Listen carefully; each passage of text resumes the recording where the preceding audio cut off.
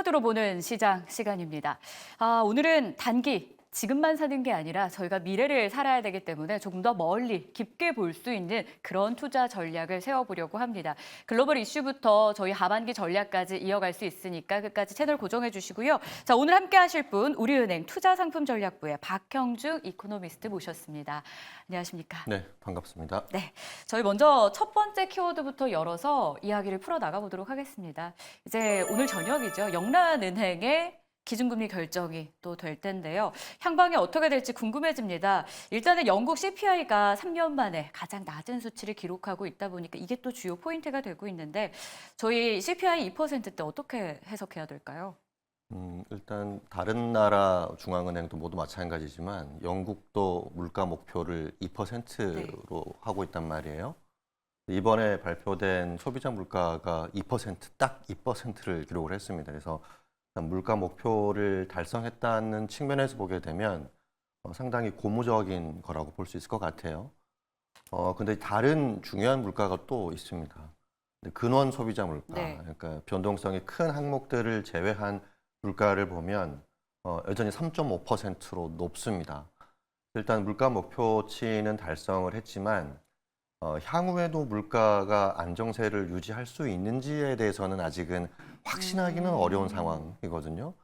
아마 영국은행, 영란은행도 이 부분을 계속 고려하지 않을까 싶네요. 안정세를 확신하기에는 조금 이르다. 그 이유가 일단 이번 자체 물가는 고무적이었지만 근원 물가가 여전히 높은 상황이라는 포인트를 좀 짚어주셨는데요. 자, 그렇다면 현재 기준금리 5.25% 여기서 인하 시그널이 나오게 될지도 궁금합니다. 전망 한번 해볼까요?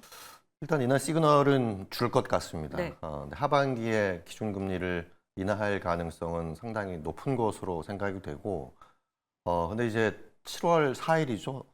다음 주 되게 되면 영국에서도 총선이 네. 있게 됩니다. 그래서 일단 그 앞두고 기준금리를 인하하는 거는 상당히 조금 어려울 것 같고 빠르면 8월 정도가 될 것 같아요. 그래서 일단 물가 목표치를 달성을 한 상황이기 때문에 기준금리 인하가 가능하다는 시그널은 이번에 충분히 줄 수 있을 것 같고 하반기에 시점의 문제겠지만 영란은행이 기준금리 인하를 시작할 가능성은 꽤 높다라고 판단하고 있습니다. 시그널이 나올 가능성이 높다라는 부분들 어쩌면 우리에게 기대감을 또 갖게 하는 내용일 것 같기도 합니다. 왜냐하면 이 영란은행의 향방과 또 연준의 향방이 비슷하게 가지 않을까 사람들은 이 생각을 하기 때문인데요. 만약에 시그널이 인하 쪽으로 영국에서 나오게 된다면 연준은 어떤 결정을 하게 될지 이것도 예측해 볼 수 있을까요?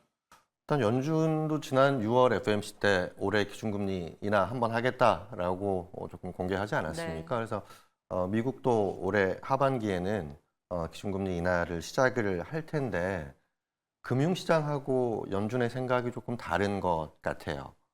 그래서 연준은 올해 한 번 기준금리 인하하겠다라고 공개를 했는데 금융시장은 여전히 두 번을 예상을 하고 있단 말이죠. 그래서 이 부분이 이제 하반기에 이제 확인이 될 텐데 일단 금융시장은 미 연준이 빠르면 9월에 기준금리를 인하를 할 거다라고 예상을 하고 있어요. 올해 남아있는 미국의 FOMC가 총 네. 4번이에요. 7월, 9월, 11월, 12월 이 총 4번인데 7월에 미 연준이 기준금리를 인하할 가능성은 현실적으로 매우 희박하고 11월에는 미국도 대선이 있기 때문에 11월도 가능성 희박하고 9월과 12월입니다. 이 두 번 FOMC가 상당히 중요할 것 같고 일단 아직은 시간이 남아 있는 상황이고 기준금리 인하에 대한 기대도 있기 때문에 또 9월까지는 연준이 이제 기준금리를 인하할 거다라는 기대를 한 분기 정도는 더 끌고 가지 않겠나 싶습니다. 저희가 금리 관련해서 아무래도 시장에서 관심과 주목이 이어지고 있다 보니까 이 내용으로 스토리를 풀어 나갔는데요. 자, 두 번째 키워드를 통해서 조금 더 구체적인 내용을 담아보도록 하겠습니다. 키워드 볼까요? 금리 인하 개시 직전의 시그널입니다. 22 집행위원이 프랑스와 이탈리아 등 7개국에 대해서 재정 적자 시정 명령을 내렸습니다. 그 배경이 뭐였는지 궁금하고 이에 따라서 국내에 미칠 영향엔 어떤 것들이 있을지도 정리를 좀 해봐야 될 것 같아요.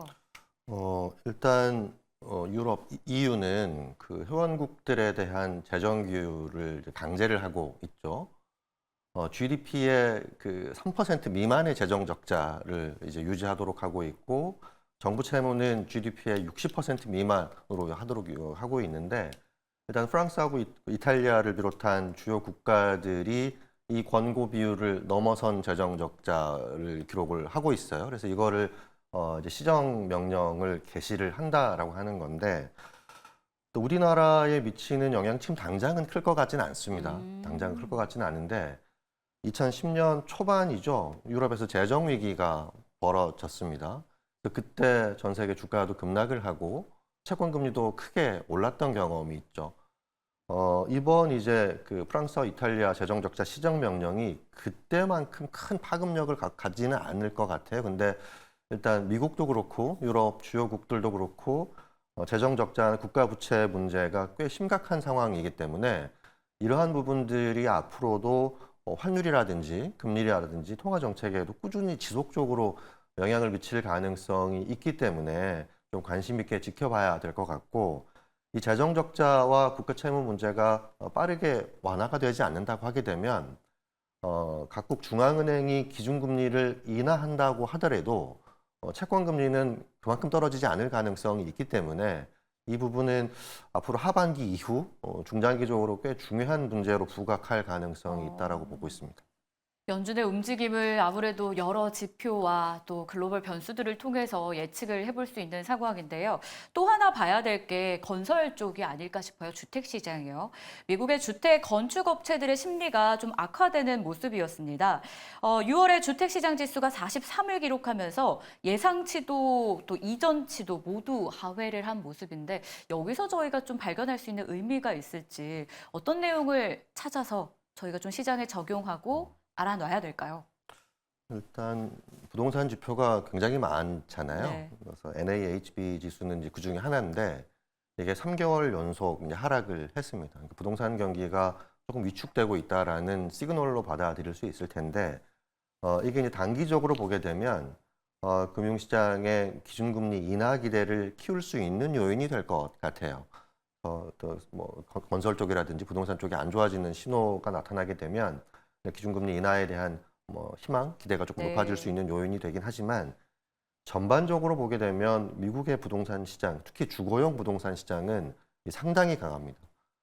주택 가격이 지금 사상 최고치를 기록을 하고 있는 상태고 이민자가 많이 유입이 되면서 주택 수요도 굉장히 높은 상황이란 말이에요. 그래서 일단 전반적인 시장 상황을 놓고 보게 되면 부동산 시장은 꽤 강하다라고 볼 수 있을 것 같고 이거를 통화 정책과 만약에 연관지어 본다고 하게 되면 연준이 기준금리 인하 지금 기대가 많잖아요. 인하한다 하더라도 앞으로 내림 폭은 좀 작을 수 있다라는 겁니다. 보통 이제 연준이 기준금리 인하 폭을 키울 때는 경기도 안 좋고 부동산 경기도 상당히 망가졌을 때 기준금리 인하 폭을 키우게 되는데 지금처럼 이제 미국의 주거용 부동산 가격이 사상 최고치를 기록을 하고 있고 수요도 높은 상황에서는 굳이 연준이 기준금리 인하 폭을 키울 이유가 별로 없거든요. 이 상황이 지속이 된다고 하게 되면 내년까지, 내후년까지 2, 3년의 시각으로 놓고 보게 되면 과거 미 연준이 기준금리 인하 사이클로 접어들게 될 때는 굉장히 빠른 속도로 인하를 했었지만 이번에는 좀 다를 가능성이 좀 있지 않나라고 조금 해석해 볼 수 있는 부분일 수도 있을 것 같습니다. 이번에는 좀 다르지 않을 수 있을까라는 해석도 포인트로 잡아볼 수 있었습니다. 자, 이제 마지막 키워드만을 남겨두고 있습니다. 이번에는 환율을 통해서 국내장에 대한 전망도 해봐야 될 것 같은데요. 자, 앞으로의 향방이 궁금한데 향방을 알려면 현 시점, 이 자리에 대한 체크가 필요할 것 같아요. 1,300원대를 8개월째 유지하고 있는데 이렇게 오래 유지하는 건 처음이지 않나라는 생각이 들어요. 그 배경에는 어떤 게 있습니까? 글쎄요, 저도 이제 수십 년, 그러니까 한 20년 정도 분석을 해왔는데 원달러 환율이 이렇게 높은 수준을 오랫동안 유지하는 거는 처음인 것 같습니다. 과거 우리나라가 외환위기나 금융위기를 겪었을 때 원달러 환율이 뭐 1,300원, 1,400원대까지 갔을 때가 있었거든요. 근데 그때는 빠르게 올랐다가 빠르게 하락을 했기 때문에 연평균으로 보게 되면 그렇게 크게 높지는 않았었어요. 근데 지금 올해만 놓고 보면 1,300원 중후반대 환율이 계속 유지가 되고 있기 때문에 이거는 위기 상황이 아닌데도 불구하고 이렇게 높은 환율이 유지되는 거는 글쎄 처음인 것 같고요. 이유는 여러 가지가 있을 것 같아요. 첫 번째는 미국 경제가 워낙 강하기 때문에 다른 나라에 비해 상대적으로 강하기 때문에 이 달러화가 강세를 보이는 측면도 있을 것 같고요. 우리의 주변국인 중국 경제가 뭐 아주 신통치는 않잖아요. 그래서 이 부분도 우리나라에 영향을 조금 미치는 것 같기도 하고요.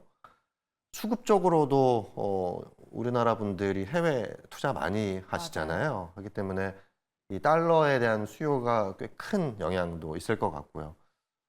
이런 미국과의 금리 차 문제도 있고요. 이런 여러 가지 요인들이 종합적으로 작용을 해서 원달러 환율이 1300 후반대의 높은 환율을 꽤 오랫동안 이어가고 있지 않나라고 보고 있습니다.